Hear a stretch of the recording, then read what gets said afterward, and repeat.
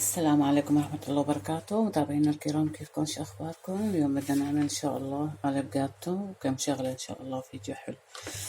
هلأ هون بدي أعمل 5 صفار وهون 5 بياض. تمام، باينين 5 بياض. تمام، فصلتهم مع معلقة فانيليا كبيرة، قسمت نصها ونصها هون. تمام، مع رشة ملح حطيناها. تمام. هلأ هون عندي 3 معالق نشا الذرة العادي. تمام، كاسة طحين. تمام، كاسة سكر، معلقة خل. الخل بحطها آخر الشي المعلقة. تمام. هلأ بدي ساوي البياض لحال والهاد لحال، الصفار لحال. أنا وعم بشتغل فيهم بس مشان ما أسمعكم الصوت. تمام. هلأ بعد ما خفقتهم الخفقة الحلوة، تمام، بحط لهم معلقة الخل منه كمان مشان ريحة البيض، لأنه كمية البيض فيها مرتبة. تمام. هلا بحط النشا،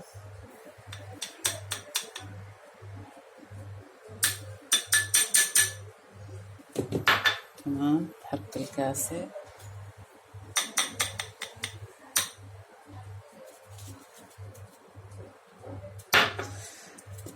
هلا كمان بنحط معلقة البيكنج باودر، معلقة ونص. ثواني نجيبها.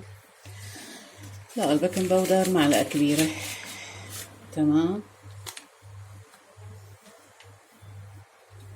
هيك يعني.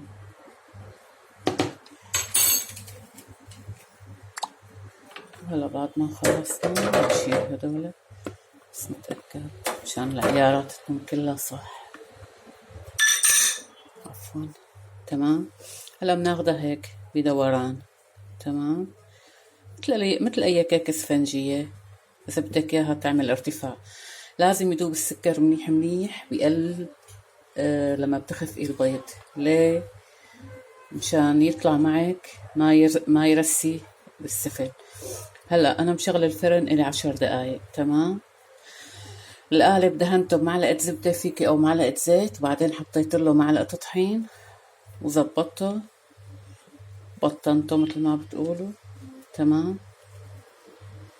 هلا بضل هيك ايدي فيهم، ما بحاول هبطهم. هذا الشغل اللي اشتغلته. هاي انا هون مشغله مروحه والدنيا نار، عم بشتغل. لو الدنيا شتاء هاد بتلاقيه اجمد مثل الكريمه اكتر، بس ما عم يجمد بسبب هذا، هذا اللهم صل على النبي، الشوب. تمام. هلا انا رح اخفقهم وارجيك اياهم ننزلهم بالقالب. المهم بدك تنتبهي ما تخلي الطحين يكون مرسي تحت، كله بده يكون سوا. تمام. هلا هاي القالب. تمام. هلا بناخدهم،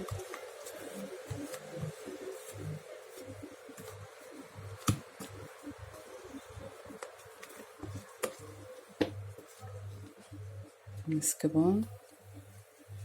بتلاحظين وبتشوفي كميته قليلة، بس هو هيك هذا بينفش. هلا نحن حنحطه على الرف الوسطاني على الحرارة 150 أو 140. تمام. بس هذا النوع فيك تشغلي من فوق ومن تحت. تمام، بس شو الحرارة 140 أو 150. أنا حتى حطه على 140، يعني تحت 150 أفضل، لأنه في بيض وخليه يستوي براحته مشان يطلع. تمام. هلا بشيل الباقي كله وبحطه بالفرن. تمام. هاي هيك خلاص صبينا.